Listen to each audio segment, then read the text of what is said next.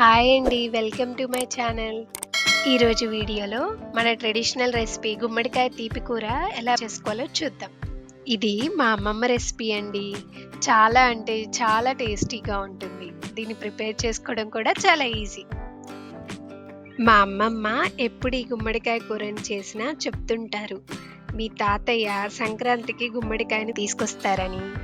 మన ఇంట్లో సంక్రాంతి రోజు ఖచ్చితంగా ఈ గుమ్మడికాయ కూరని చేస్తుంటామని చెప్తుంటారండి.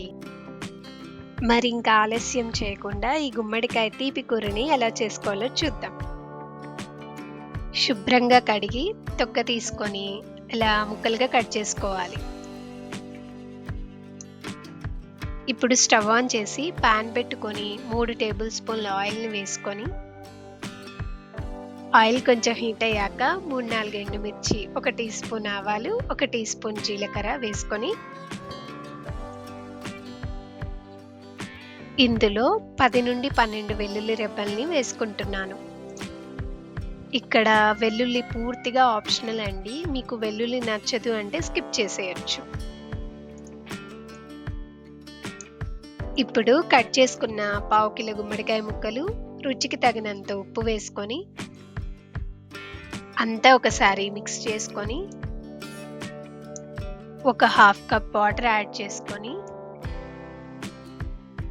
ఒక 5 మినిట్స్ పాటు లో టు మీడియం ఫ్లేమ్లో ఉడికించుకోవాలి. ఇప్పుడు గుమ్మడికాయ ముక్కలు ఒక 60% కుక్ అయ్యాక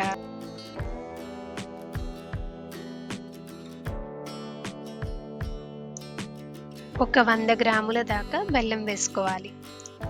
అంతా మిక్స్ చేసుకొని 2-3 నిమిషాల పాటు లో ఫ్లేమ్లో కుక్ చేసుకోవాలి. ఇందులో ఉన్న బెల్లం అంతా కరిగిపోయి గుమ్మడికాయలోని వాటర్ అంతా బయటకు వచ్చేసాయి. ఒక 2-3 నిమిషాల పాటు మీడియం ఫ్లేమ్లో కుక్ చేసుకొని స్టవ్ ఆఫ్ చేసేయాలి. అంతే అండి, ఎంతో టేస్టీగా ఉండే తీపి గుమ్మడికాయ కూర రెడీ.